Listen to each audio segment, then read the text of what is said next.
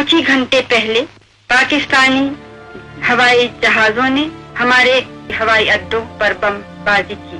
मुझे जरा भी संदेह नहीं है कि विजयी भारत की जनता की, भारत की बहादुर सेना की होगी। भारतीय सेना का अतुलनीय पराक्रम, असीम वीरता और अमर बलिदान। आपने भारतीय सेनाओं के योद्धाओं की वीर गाथाओं के ढेरों किसी सुने होंगे, तो आइए आज के एपिसोड में हम जानते हैं भारतीय सेना के एक ऐसे वीर योद्धा के बारे में जिन्होंने महज 21 वर्ष की अल्पायु में एक ऐसा कारनामा कर दिखाया जिसकी तारीफ केवल भारत में ही नहीं पाकिस्तान खुद भी करता है। यहाँ तक कि पाकिस्तान की एक डिफेंस वेबसाइट पर इनकी वीरगाथा का वर्णन किया गया है। हम बात करने जा रहे हैं परमवीर चक्र विजेता सेकंड लेफ्टिनेंट अरुण खेत्रपाल की। वह जन्म से ही वीर और साहसी थे। इनके परदादा ने अंग्रेजों के खिलाफ लड़ाई लड़ी, दादा ने दूसरे विश्व युद्ध में अपना पराक्रम दिखाया। पिता ब्रिगेडियर M.L. खेत्रपाल अपनी वीरता के लिए परम विशिष्ट सेवा मेडल जीता, इसलिए किसी को आश्चर्य नहीं हुआ जब अरुण ने नेशनल डिफेंस एकेडमी में जाने की इच्छा जताई। अरुण बचपन से ही इंडियन आर्मी ज्वाइन करने के सपने देखा करते थे।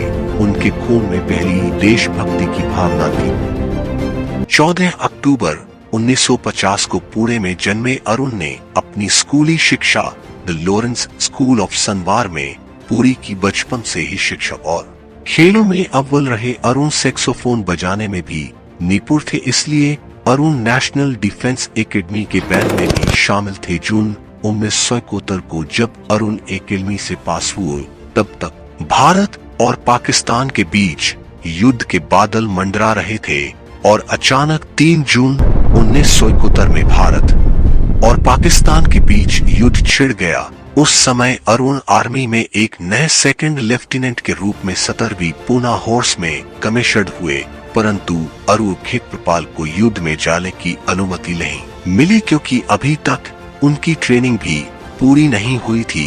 उन्हें यंग ऑफिसर्स ट्रेनिंग के लिए अहमदाबाद जाना था ताकि वह कमांड के लिए तैयार हो सके, लेकिन अरुण खेत्रपाल का दिल टूट गया। वह किसी भी कीमत पर मोर्चे पर जाना चाहते थे, पर कोई भी सीनियर अधिकारी चाहकर भी उनकी मदद नहीं कर पा रहे थे। आखिरी उम्मीद के साथ वे अपने कमांडिंग ऑफिसर हनूज सिंह के पास गए और युद्ध में जाने की इच्छा जताई। यूं तो सेना के नियम इसकी इजाजत नहीं देते हैं, लेकिन उनके साहस को देखते हुए उनकी कमांडिंग ऑफिसर इसके लिए राजी हो गए। अरुण खेत्रपाल की खुशी का ठिकाना नहीं रहा।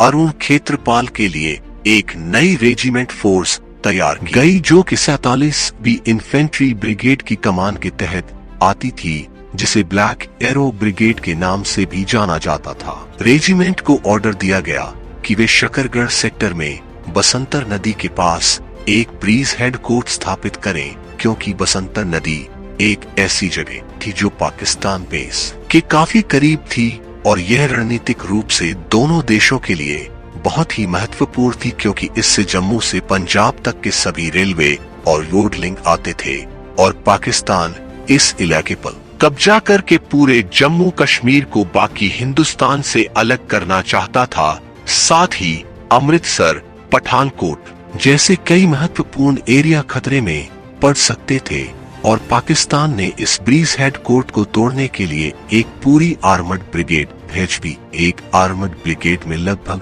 150 टैंक होते हैं और पाकिस्तानी टैंक तेजी से बसंतर नदी पर बने ब्रीज हेड कोर्ट की तरफ बढ़ रहे थे। तभी भी एक बुरी खबर आई कि उनके साथी कैप्टन मल्होत्रा की गन खराब हो गई थी और इधर पाकिस्तान ने अपनी पूरी ताकत के साथ हमला शुरू कर दिया था। यह हिंदुस्तान के इतिहास का अब तक का सबसे बड़ा टैंकों का युद्ध था और लेफ्टिनेंट अवतार इगलावट भी बहुत बुरी तरह से घायल हो गए थे और कैप्टन मल्होत्रा की गन पहले से ही खराब थी। अब इस पूरी नेतृत्व की जिम्मेदारी केवल इस 21 वर्षीय नौजवान अरुण खेत्रपाल पर आ गई थी। अकेले ही अरुण खेत्रपाल सामने से आ रही 14 पाकिस्तानी टैंक को स्क्वाड्रन से भिड़ गए थे। 5 टैंकों को तबाह करने के बाद एक सेल उन्हें भी हिट कर चुका था। उनका टैंक धू कर जलने लगा, लेकिन अरुण खेत्रपाल ने हार नहीं मानी और आग की लपटों से घिरे टैंक से भी दुश्मन के हमलों को जवाब दे रहे थे। तभी उनके कमांडिंग ऑफिसर ने निर्देश दिया कि वे वापस लौट आए, लेकिन अरुण ने कहा, नो सर, मेरी गन अभी भी काम कर रही है। जब तक यह फायर करती रहेगी तब तक मैं फायर करता रहूंगा, और वापस लौटने से साफ इनकार कर दिया। और यह कहने के बाद उन्होंने अपना रेडियो ट्रांसमीटर स्विच ऑफ कर दिया ताकि उन्हें टैंक को छोड़ने वाले ऑर्डर और सुनने को ना मिले। और अरुण दुश्मनों से भीड़ गए, क्योंकि अरुण जानते थे दुश्मन हारने की कगार पर है। ऐसे में पीछे हटने का मतलब होगा पूरी की पूरी लड़ाई का बेकार हो जाना था। सेकंड लेफ्टिनेंट अरुण खेत्रपाल ने भारी गोलीबारी के बीच दुश्मन के 10 टैंकों को ध्वस्त करने के बाद अपना कर्तव्य निभाते हुए महज 21 वर्ष की आयु में वीरगति को प्राप्त हो गए। जब पाकिस्तानी सेना ने देखा कि उनके 10 टैंक तबाह हो चुके हैं, न सिर्फ इससे पाकिस्तानी सेना का आगे बढ़ना रुक गया, बल्कि उनका मनोबल तो इतना गिर गया कि वह आगे बढ़ने से पहले दूसरी बटालियन की मांग करने लगे। और उस समय पाकिस्तानी आर्मी के पास सरेंडर करने के अलावा और कोई दूसरा रास्ता नहीं था। और अरुण खेत्रपाल की इसी वीरता के कारण भारत बसंतर का युद्ध जीत पाया। सेकंड लेफ्टिनेंट अरुण खेत्रपाल को मरणोपरांत उनकी वीरता के लिए 16 दिसंबर 1971 में भारत के सबसे हाईएस्ट कैलेटरी अवार्ड परमवीर चक्र से सम्मानित किया गया। अरुण खेत्रपाल की बहादुरी का अंदाजा आप इस बात से लगा सकते हैं कि युद्ध के कई सालों बाद जब उनके पिता ब्रिगेडियर ML खेत्रपाल अपने कुछ फौजी साथियों के साथ जब अपनी जन्मभूमि सरबोधा को देखने के लिए पाकिस्तान गए, तो उनकी मुलाकात पाकिस्तानी सेना के ब्रिगेडियर मोहम्मद नासिर से हुई। ये वही थे जिनका सामना युद्ध भूमि में अरुण खेत्रपाल से हुआ था। नासिर में बातचीत में जो बताया उस पर खेत्रपाल यकीन ही नहीं कर पाए।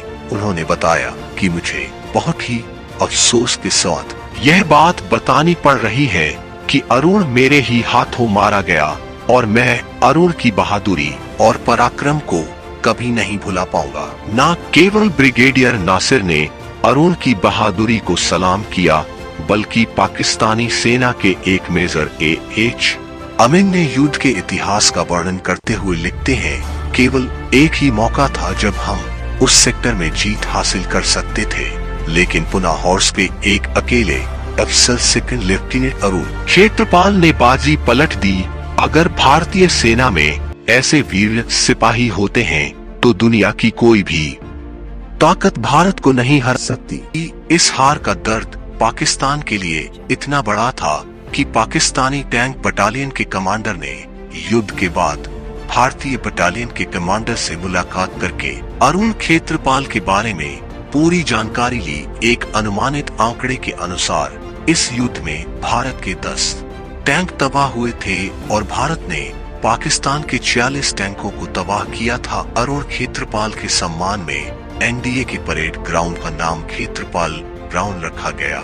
इंडियन मिलिट्री एकेडमी में एक ऑडिटोरियम और गेट के नाम भी उनके नाम पर है। यहाँ पर अरुण खेत्रपाल की प्रतिमा और उनके बहादुरी भरे कारनामों का शिलालेखों पर उल्लेख है। अरुण खेत्रपाल की वीरता को हम दिल से सलाम करते हैं और उनके सर्वोच्च बलिदान को कभी नहीं